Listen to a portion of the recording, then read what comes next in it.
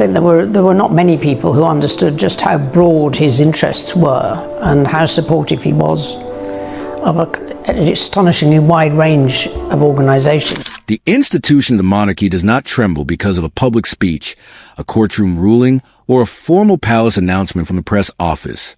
It trembles because Princess allowed one deeply private plea to escape the heavily guarded walls of Windsor Castle. In that desperate plea, King Charles had begged the late Queen, his mother, to protect him from a future he deeply feared. And once and let the world know the truth, Charles was left completely exposed in the cruelest way imaginable to the public. Charles saw the published words before he could even prepare himself for the shame behind them, as the leaked page lay in front of him like a heavy sentence already passed by fate. The king kept one trembling hand on the paper as if physical pressure alone could force the truth back into silence. But Windsor was not just another royal home. It was one of the monarchy's most symbolic residences, a place where private family pain often hid behind the shield of public duty. That reality made the leak even more devastating because it had not merely revealed casual gossip from the edge of the palace. She had released the existence and exact contents of a documented private account showing that her brother had begged the monarch to secure his authority before her death, and did not look like a proud victor when the news began moving through the royal household. She looked like someone who had chosen necessary damage because family silence had become worse than exposure. The princess knew this plea would deeply wound Charles, and she knew Camilla would feel a blow almost as sharply because a message had been written during the Queen's final period when the future of the crown, the Queen Consort's place, and the King's confidence were all being quietly judged behind closed doors. Yet, and believed one truth mattered more than family comfort. Charles had asked for written reassurance that she, William, and senior aides would not challenge him once the crown passed his hands. The most humiliating detail was not weakness itself, but the timing, as Charles had not asked for help after the throne became heavy, but before it was even his to hold. The king feared resistance from within his own family, and the plea showed that fear in language too personal to dismiss as official protocol. William's name carried a silent weight inside the account because the future king represented continuity beyond his father, while Anne's name carried a sharper weight because she had become the very person Charles wanted contained, and Camilla's place hovered over every single line, because his request of protection was also a request to make his chosen future completely untouchable. The palace absorbed the shock with the stiffness of people who knew denial would sound ridiculous, and though Charles finally pushed the paper away, the word stayed with him, and remained coldly resolved but not untouched, while Camilla understood that the leak had opened more than a file. It had opened a deep-wound tie to love, power, and the late Queen's sacred memory. But before the leaked plea could destroy her reign, it had to expose the people standing closest to the wound itself, because this was never just about a document. It was about a brother who wanted protection, a sister who believed protection had become a symbol of weakness, and a mother whose shadow still ruled the room long after she was gone from this world. Charles and Anne had survived decades of royal duty together, but their secret plea turned blood into evidence, memory into a weapon, and loyalty into something almost impossible to define. Charles carried the heavy weight of the crown, but in that moment, the crown did not seem to carry him at all, despite having waited a lifetime for the throne through judgment, scandal, public doubt, private disappointment, and the heavy silence of family trained never to say too much. Yet the leaked plea made one thing brutally clear. Even after all those long years of waiting, the king had not only feared the nation's reaction, he had feared his own inner circle. He had feared resistance from Anne. He had feared the quiet strength of William. And above all, he had feared ruling without the emotional seal of the Queen, the mother whose approval still felt like the final key to his true legitimacy. Camilla saw that fear before anyone else could name it. Sitting across from Charles after confirmation came that, and had been behind the leak. And for once, the Queen Consort did not rush to defend, soften, or explain. She studied his face and understood the betrayal had gone deeper than embarrassment, realizing that his private need had become public evidence, reopening the oldest question around her own place. Had the late Queen truly trusted the future Charles wanted, or had she accepted it only because duty demanded silence? And meanwhile, did not behave like someone chasing personal victory. She stood with William in a private corridor, firm but tired, carrying the weight of what she had done, while the prince did not accuse her, but did not celebrate her either, understanding the heavy cost of truth, and admitted that silence had protected too many wrong decisions for too long, and William heard the sentence for what it was, not an attack, but clear warning that duty was not blind obedience, but the courage to stop the crown from becoming a hiding place for fear. That was why the leaked plea cut so deeply, placing the queen at the center of the crisis, even though she was no longer there to speak for herself. As her memory became the measure by which Charles was judged, and her silence became louder than any palace statement, Camilla feared the damage would spread. Charles feared and it stripped him of dignity, and William feared the family was standing at the edge of a truth none of them could control. Every scandal has a beginning hidden beneath ceremony, and for this one, it was a closed-door Windsor meeting where Charles felt his authority slipping before he had even fully inherited it, becoming the trigger and would never forget the private fracture that turned a future king's fear into a written plea. Charles entered that meeting believing control could still be arranged quietly, having spent years learning how the monarchy survived through patience, restraint, and carefully managed loyalty. But that evening showed him something far more dangerous. Obedience inside the family was no longer guaranteed. The Windsor succession meeting was meant to discuss the private structure of royal household decisions, meaning the behind-the-scenes choices about access, schedules, influence, and who could shape the monarchy's next chapter.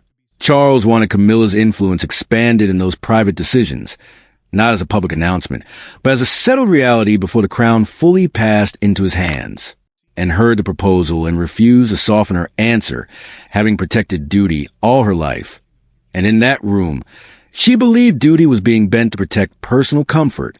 Charles expected resistance from advisors, perhaps even hesitation from William, but he did not expect his sister to challenge the emotional foundation beneath his plan, and did not attack Camilla for the sake of cruelty. She challenged the idea that one person's insecurities should reshape the machinery of the crown. William stayed controlled, but his tension spoke loudly, understanding the risk that if Charles treated private authority as something to be secured through personal need, then the monarchy would inherit more than a king. It would inherit his fear. Charles felt the room change around him as senior aides watched carefully, knowing they were witnessing more than a disagreement. They were watching a future monarch realize that family loyalty had limits. Anne's final words struck harder than any formal objection when she stated that the crown is not a shield for insecurity, leaving Charles pause at the door, shaken by the sentence because it named the weakness he had tried to hide. He left without answering, but silence did not mean strength. It meant the wound had gone too deep. Anne later stood near the Queen's private apartments, troubled by what she had seen in her brother, not proud of the hurt she had caused, yet unable to ignore the fear behind his eyes. That same night, Charles wrote the secret plea to the Queen, asking her to affirm his future authority and protect him from internal resistance. The plea was sealed, copied into a private file, and kept away from the wider family, but did not remain harmless over time, as and discovered it shaped later palace decisions, turning one frightened letter into hidden power. The past had created the letter, but the present would decide whether Anne's revelation was a betrayal or an act of justice.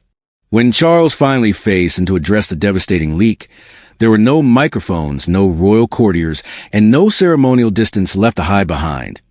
Only a brother and a sister stood in the quiet room, separated by a wooden table, a leaked plea, and decades of unsaid family resentment.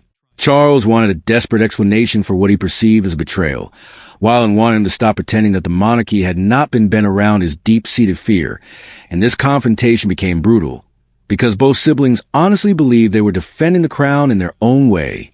Charles had summoned into Clarence's house after palace aides confirmed what he had already feared in his heart.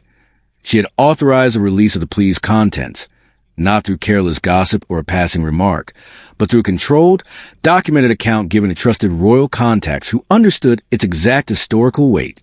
Clarence's house, the London residence tied closely to the king's private working life and his personal sanctuary, became the place where public humiliation turned into a raw family reckoning. That location mattered immensely because this was no longer about what the nation had heard through the media. It was about what Charles believed his own sister had taken from him, the very last protection around his emotional weakness, and arrived without a single apology written on her face, knowing that Camilla was not in the room, knowing that William had not been invited to this private meeting, and knowing that top advisors had been strictly kept outside because Charles wanted this explosive moment stripped down to blood loyalty and blame. The king placed a leaked file on the table between them and asked how she could humiliate him when he was already carrying the crushing burden of the throne every single day. His voice did not rise at first, and that controlled quietness made it worse, as every word carried the immense pressure of a man who felt betrayed not by a political enemy, but by someone who had stood beside him through royal funerals, state ceremonies, international scandals, and painful family silence, and did not sit down immediately. She stood with both hands clasped, steady but far from untouched by the gravity of the situation, and told Charles that his humiliation had not begun with the leak, but had begun the exact moment he asked their mother to protect him from the truth. The Queen's memory filled the physical space between them, heavy and impossible to escape.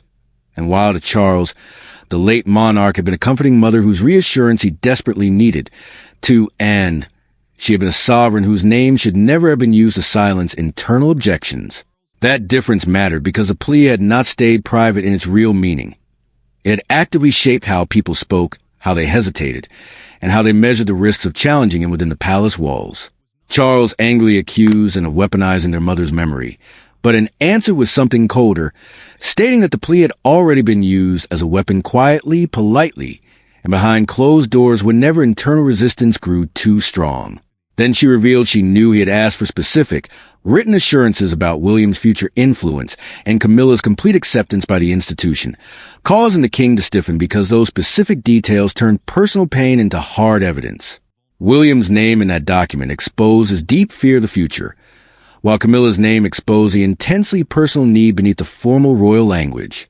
Charles ended the meeting by demanding total loyalty, but as Anne finally moved toward the door, her final warning landed harder than any apology could have, when she told him that loyalty to the crown was not always loyalty to the king, and once Anne walked out, the real struggle shifted from emotion to power. The most dangerous power inside a monarchy is not always worn in diamonds or announced from palace balconies. Sometimes it sits inside private files, old assurances, carefully worded letters, and decisions that no one admits were influenced by fear. And understood that Charles's plea was far more than a vulnerable confession. It had become a quiet instrument of control, and she believed the entire family had been living under its shadow for too long. William read the summary of the meeting slowly, not because he failed to understand it, but because every sentence seemed to pull the family deeper into a truth none of them wanted spoken aloud to the world. The plea had not simply described Charles's fear. It had actively influenced the private balance around him, especially the hidden decisions about palace access, influence, and who was allowed to challenge the king behind closed doors. In royal life, household access means far more than permission to enter a specific room. It means closeness to power, the strategic ability to shape conversations before they become public, and the rare chance to guide decisions before anyone else knows they are being made.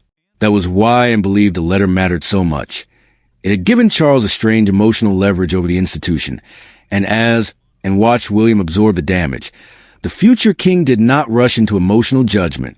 He knew his aunt had done something incredibly explosive, but he also knew Charles had allowed one private plea to sit beneath palace decisions like a sealed, unquestioned command. William chose his words with extreme care, telling Anne that truth could still become a weapon if it was released without restraint, a warning that landed heavily because he was not defending palace secrecy for its own sake, but protecting the crown from another devastating wound. He understood that exposure could cleanse a corrupted system, but it could also burn down everything around it. Yet Anne accepted the warning without stepping back from what she had done, telling William that silence had already wounded the monarchy more deeply than exposure ever could. For years, Charles had feared being seen merely as a transition king, a monarch viewed by the public as a brief bridge between the long, glorious reign of his mother and the future reign of his son, rather than as a commanding sovereign in his own right. That phrase cut through the palace because it explained so much of his daily behavior. The sudden urgency, the need for total control, the constant demand for reassurance, and the quiet pressure placed on those who dared to question him. Then came the detail that made the leak even more dangerous to the establishment. Camilla's name appeared in the plea in direct connection with Charles's desire for the Queen's ultimate blessing, which changed everything because the Queen consort was no longer standing beside the scandal, but was inside it. Her acceptance, her institutional authority, and her future position were now tied directly to the king's private need for his mother's protection, proving that Charles had wanted security. But the plea exposed how fragile that security had always been. The palace could survive public embarrassment and it could survive internal anger, but it could not easily survive the revelation that fear had shaped power, and Charles now had to face more than a bruised reputation. He had to face the first real consequences inside his own household, where every look, every pause, and every carefully chosen word carried a new meaning, as the leak had revealed the hidden architecture of fear. And now the first stones of the palace response began to fall. The fallout inside a royal palace rarely begins with dramatic shouting. It begins with cold silence, a chair left intentionally empty at the dining table, a heavy door closed too softly in the long gallery, and a king waiting for words of support that never come.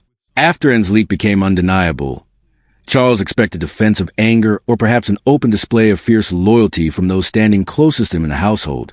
But instead, the first true consequence was much colder as Camilla quietly withdrew her presence. William stayed strategically measured, and then flatly refused to offer an apology. Charles felt the invisible room change before anyone actually dared to explain the shifting dynamics to him, as the palace aides around him still bowed, still spoke with perfect care, and still carried legal papers with the same polished discipline. But their caution had sharpened into something terrifyingly calculated. They were no longer only serving a reigning king. They were actively managing a permanent institutional wound, because his dependence on the late Queen's reassurance could no longer be treated as a private family emotion now that, and had dragged it into the very center of royal authority. Palace aides mattered immensely in this crisis because they controlled the daily rhythm of power: who entered the private office, who briefed the monarch, who advised the crown, and how far a devastating family scandal could move before it became a total institutional collapse. Camilla understood the hidden danger much faster than Charles wanted to admit to himself. Leaving his private room without making the grand defense he had expected from his wife, and that profound silence hurt him far more than any anger would have. The queen consort had been pulled directly into the public humiliation because the plea connected her future security to his private request for maternal approval, a fact that mattered deeply to her position.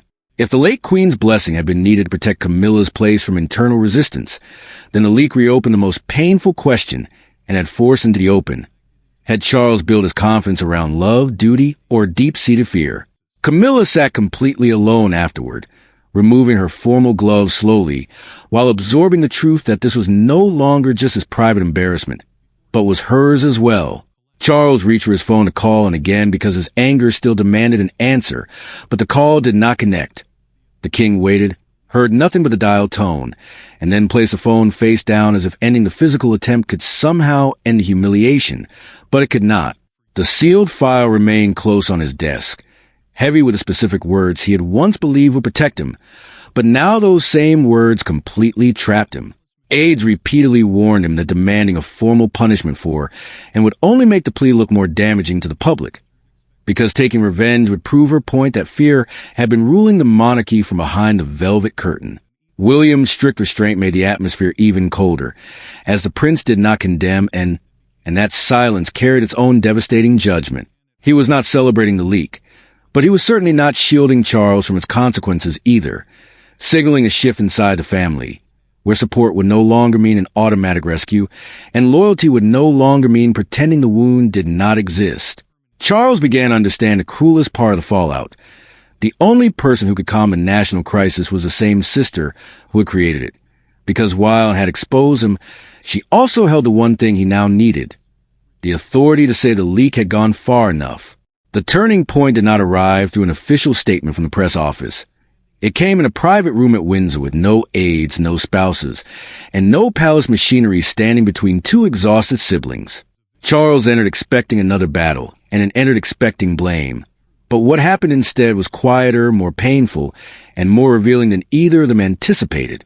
For the first time, the leak stopped being a public scandal and became an honest confession, as Charles agreed to meet, and at Windsor only after William pressed him to stop fighting through silence. The prince understood that the family had reached a dangerous edge where every avoided conversation could harden into permanent division. Windsor mattered because it was a place tied to inheritance, memory, and the long shadow of the queen, meaning that for Charles, returning there meant facing the mother he had lost, and for Anne, it meant standing inside the emotional battlefield where dispute had begun. Anne did not enter as a victor. She entered as a sister who had carried the burden of truth further than anyone expected, And when the king finally admitted he had written the plea because he feared inheriting the crown without his mother's emotional certainty, something in and softened. She told Charles she never wanted to destroy him, but wanted to stop fear from governing the monarchy, because the crown could survive human weakness, but it could not survive decisions shaped by panic and disguised as duty. Charles then revealed the truth and had not expected. The Queen had never given him the sweeping protection he begged for, but had urged duty, restraint, and trust in the institution, and understood then that the most powerful part of the story was the Queen's refusal to let vulnerability become an entitlement. Outside the gates, the world was preparing its final judgment as the secret plea entered the public imagination, and Britain was asking whether it had exposed weakness or rescued a monarchy from pretending it did not exist. A newspaper front page carried Charles looking strained beside and under the headline, "The plea the Queen never granted." Outside Windsor Castle, an older woman told a camera that maybe and said what the rest of them were too frightened to say, capturing the national mood perfectly. In the end, Princess did not merely humiliate King Charles. She forced him to stand without the shelter of his mother's shadow, freeing the monarchy from a dangerous illusion. Charles returned to the private file one last time, not as a son begging for protection, but as a monarch facing the cost of needing it, realizing that birthright alone could not give him inner confidence. The scandal did not destroy his reign. It forced his reign to become honest. Their silence became a hard, imperfect truth shaped by pain neither could fully erase. The monarchy survived because the family finally stopped using the Queen's shadow as a shield against present truth, leaving William watchful and alert to the lesson unfolding before him. That the crown cannot be protected by silence forever, and that the true meaning of the leaked plea was not the fall of the king, but the painful moment he finally had to become one. It had